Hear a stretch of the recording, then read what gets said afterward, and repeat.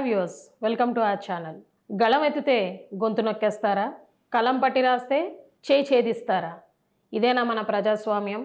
ప్రముఖ జర్నలిస్ట్ శంకర్ మీద జరిగిన దాడి, ఆ వివరాలు ఏంటో ఇప్పుడు మనం తెలుసుకుందాం. Hello sir. హలో అండి.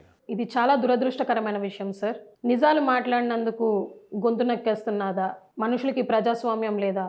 పత్రికా స్వేచ్ఛ లేదా? శంకర్ గారి పైన జరిగిన ఈ దాడి విషయం పైన మీ యొక్క వివరాలు మాకు తెలియజేయండి సార్. జర్నలిజం అంటేనే బాధ్యత గల పదవి. ఖచ్చితంగా ప్రజల తరపున ఆ వాయిస్ వినిపిస్తూ ప్రభుత్వం లేదా పాలకులు ఎవరైనా సరే చేస్తున్నటువంటి అవినీతిని కానీ చేస్తున్నటువంటి అవతాకులని ప్రశ్నించడం ప్రజల తరపున అనేది ఆ గురుతర బాధ్యత ఎప్పుడైనా మీడియానే తీసుకుంటుంది. మీడియా ఉండాల్సిందే. లేదు ప్రభుత్వానికి భజన చేస్తూ ప్రభుత్వం ఏం చేసినా తప్పులు చేసినా కూడా భజన చేయాలనుకుంటే అది మీడియా జర్నలిజం ఎథిక్స్ కూడా కాదు వాస్తవానికి. ఈరోజు ఒక పార్టీ అధికారంలో ఉండొచ్చు, రేపు ఇంకొక పార్టీ అధికారంలో ఉండవచ్చు, కానీ ప్రజలు మాత్రం శాశ్వతంగా ఉంటారు. ఆ ప్రజల తరపున మాట్లాడటానికి ఎవ్రీ సెకండ్ కానీ ప్రతి విషయంలో స్పందించాల్సిన అవసరం వాళ్ళకు ఉండకపోవచ్చు, లేదా ఆ భయం కూడా ఉండవచ్చు. వాళ్ళ తరపున మాత్రం ఒకరు ఉండాలి, అదే మీడియా. ఈరోజు సోషల్ మీడియా వచ్చిన తర్వాత, డిజిటల్ ప్లాట్ఫామ్లో మీడియా ప్రవేశించిన తర్వాత, గతంలో కేవలం ప్రింటెడ్ మీడియానే ఉండే. మనకు జర్నలిస్ట్ అంటే ప్రింటెడ్ పేపర్ ద్వారా magazines, daily papers, evening papers, పక్ష పత్రికలు, రకరకాల ఏ పేరుతో ఉన్నా కూడా ప్రింట్ మీడియా. ఆ తర్వాత అభివృద్ధి చెందిన క్రమంలో electronic TV channels, 24 hour channels వచ్చాయి.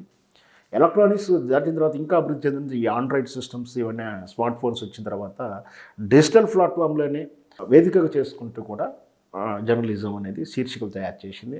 అది వెబ్సైట్లలో జర్నలిస్ట్ కావచ్చు, యూట్యూబ్ ఛానల్లో ఛానల్స్ కావచ్చు.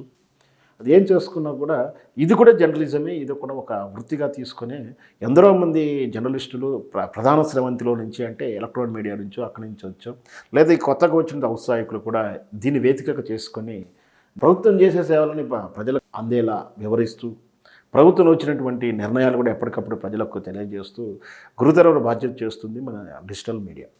అయితే తమకు అనుకూలంగా వార్తలు రాస్తలేదనో, తనకు అనుకూలంగా మాట్లాడతలేరనో, లేదు తమకు వ్యతిరేకంగా ప్రశ్నిస్తున్నారని చెప్పేసి రాజకీయ నాయకులు లేదా అధికారంలో ఉన్నటువంటి ఈ ఎమ్మెల్యేలు కానీ, ఆ రాజకీయ అనుచరులు కానీ, రాజకీయ ప్రేమికులు కానీ, రాజకీయ వాళ్ళ శిష్యులే కానీ ఎవరైనా సరే అలాంటి మీడియా సంస్థల మీద దాడి చేయడం అమానుష్యం. అది నిన్న శంకర్ మీద ఈ విధంగా దాడి చేసి కంట్లో కారం కొట్టి దాడి చేయడం నిజంగా అమానుష్యమైన సంఘటన. ప్రశ్నిస్తే తప్పవుతుందా? ఒకవేళ ప్రశ్నిస్తే అతను అడిగిన ప్రశ్నలకు సమాధానం చెప్పాలి. లీగాలిటీ లేనప్పుడు నువ్వు పరువు నష్ట దావా కేసు వేయచ్చు. నువ్వు చెప్తున్నటువంటి సాక్ష్యము, నువ్వు చేస్తున్నటువంటి కబ్జాలో నువ్వు చెప్తున్నటువంటి విషయాన్ని ఆయన ప్రశ్నిస్తున్నప్పుడు, నీది కబ్జా కానప్పుడు నీ డాక్యుమెంట్స్ ప్రకారం అతని మీద పరువు నష్టం దావా వేయచ్చు. ఛానల్ని మనం కూడా ఆపేటువంటి చట్టమైన హక్కులు ఉన్నాయి.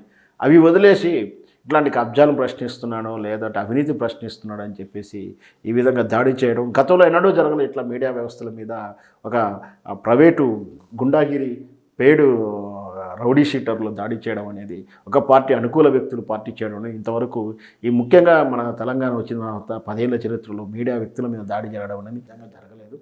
మొదటిసారిగా పత్రికా స్వేచ్ఛకు ఇస్తాము, మేము ప్రజలకు వాల్యూ ఇస్తాము, మేము మాట్లాడడానికి ప్రశ్నిస్తానికి అవకాశం ఇస్తాను, మీరు విలేకరులు ప్రశ్నించుకోవచ్చు అంటూ ఆర్భాటాలు పలికిన రేవంత్ రెడ్డి ఉపన్యాసాలకు క్యాప్షన్లకు మాత్రమే ఆ విధంగా ఇస్తూ అసెంబ్లీలోనూ వేదికల వద్ద కూడా మాట్లాడకుండా ఉక్కుపాదం మోపుతున్న విధానం, ప్రశ్నించే వాళ్ళని ఆ మీడియా సమావేశంలో రానియకపోవడం, ఇలా స్వతంత్రంగా పనిచేసే వాళ్ళ మీద ఈ విధంగా దాడి చేయడం నిజంగా సిగ్గుచేటు.